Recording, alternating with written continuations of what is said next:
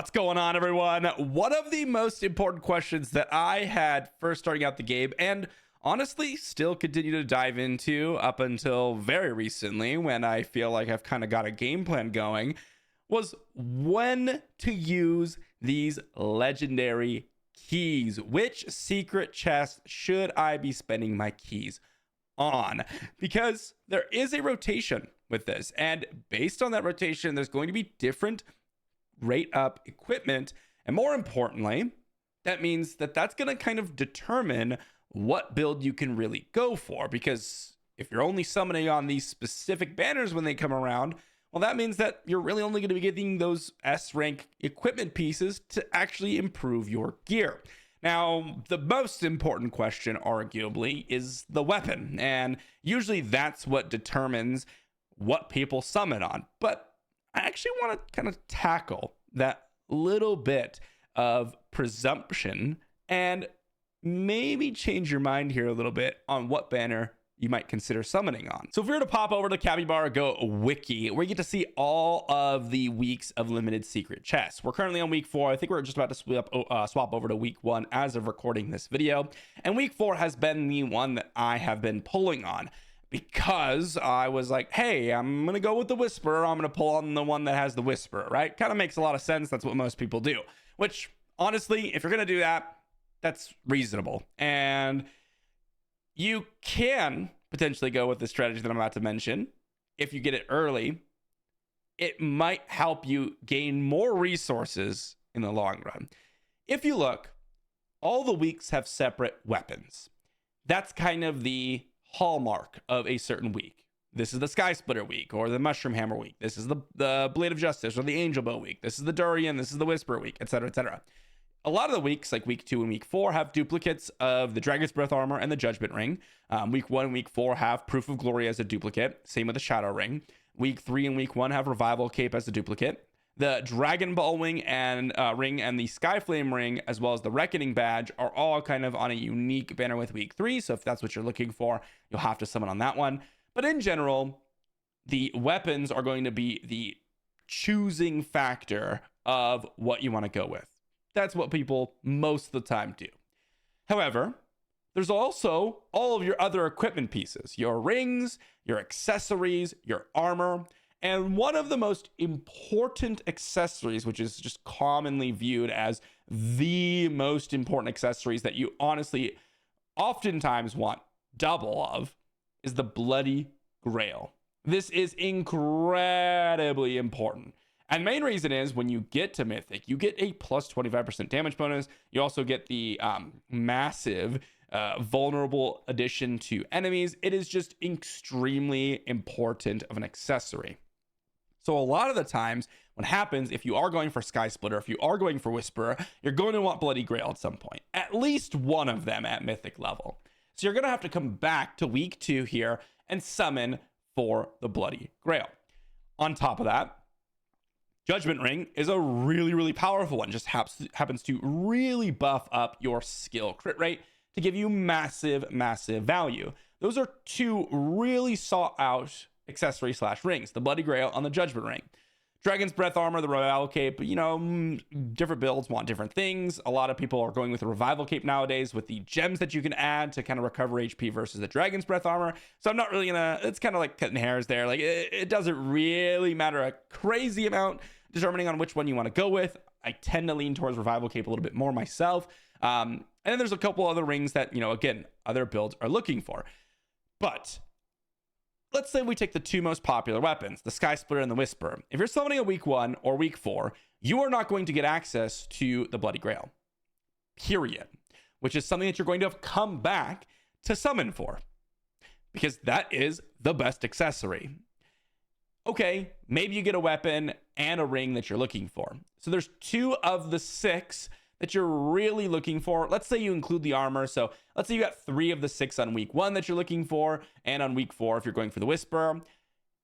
But if we take a look at week 2, we have the Dragon's Breath armor, which, okay, we'll include that as 1 of the 6 that we want. We got the Judgment Ring, which is the 2 of the 6 that we want. Bloody Grail, which is 3 of the 6 that we want. And then we've got a weapon. Okay, let's say we want to go with the Blade of Justice, which is not a weapon that a lot of people really consider, same with the Angel Bow or even Shadowlands, but generally Blade of Justice or the Angel Bow are the two that I'm going to be prioritizing here. If you actually go and summon on this banner, or you pull on this banner, I have a habit of saying summon. Let's say you pull your chests on week 2 and you decide to actually start out your game with Blade of Justice or Angel Bow, you're actually going to get more value per key in the long run because of you summoning for more options that are going to be relevant to your build in the later stages of the game. Now, I'd be saying, okay, well, yeah, true, maybe, right? You got Dragon's Breath, you got Just Ring, Bloody Grail. I get it. Those are the ones that I want, right? Of course. But aren't I ending up with Blade of Justice or the Angel Bow or the Shadowlands when I really want the Whisperer or the Sky Splitter or the Reaper's Staff or the Durian Hammer? True. Maybe in the late game or in mid game to late game when you're getting mythic weapons, which by the way takes a good amount of time, you do want to head over to the Sky Splitter or to the Whisperer. And what I would say to you is this: equipment swap. Generally, by summoning on these banners, you will gain more value by the time you get to the mythic level of whatever thing you're wanting to swap to. And you can just utilize a, let's say, legendary Whisperer or a legendary Sky Splitter and just equipment swap over to that weapon after the fact. So you can get your mid to late game powerhouse weapon while also gaining the value by summoning on this, well, a lot of what people perceive as a lesser banner, which just generates you a little bit more value by generating a lot more valuable pieces of accessories and rings that you're going to utilize in your build. Again, mind you, what people want in a lot of these builds is double Bloody Grail oftentimes. That's like the ultimate goal. And that's a lot of summoning on this single banner just for one of the 6 items on it. So when you're looking at this, if you start early and just start summoning on this banner, you can get a ton of value from just getting the accessories and rings that you want. And oftentimes, the bottleneck, and if I were to pull up my game here, is not the S rank weapons themselves. It's actually all the other pieces lying around it. Yes, to get to Mythic with the Whisperer, I'm going to need 2 plus 3 Whisperers, which is going to take a long time. But with all the S rank boxes that you could acquire from events, with, of course, just naturally summoning on a banner and all that other stuff, you're going to acquire quite a few S rank weapons. And really what I've found is that the pieces of gear themselves that you're going to need to push these Whisperers to legendary alongside other copies of Whisper are going to be the longer game plan. So while yes, you might reduce the amount of viable copies of an S rank weapon after using a swap ticket, it goes down. I think the math is like, okay, if I'm using a swap ticket, I could have had 18 copies of weapon where now I have like 15.5 copies. So you lose about 2.5 copies of an S rank weapon using that swap ticket. But how much value of other S rank pieces of gear are you getting? And it tends to be, at least the math is, in your favor, because when you're looking at these S rank weapons, and yes, I have the Whisper here, it's not even close to Mythic, to be honest. It is +3, but when you really unlock a build's power is when you get them to Mythic. That's when the build really opens up. But on top of that, even if you don't have it at Mythic and you're like, well, maybe I'm getting a little bit of extra value just by having that weapon, you also need your brands, your heroes.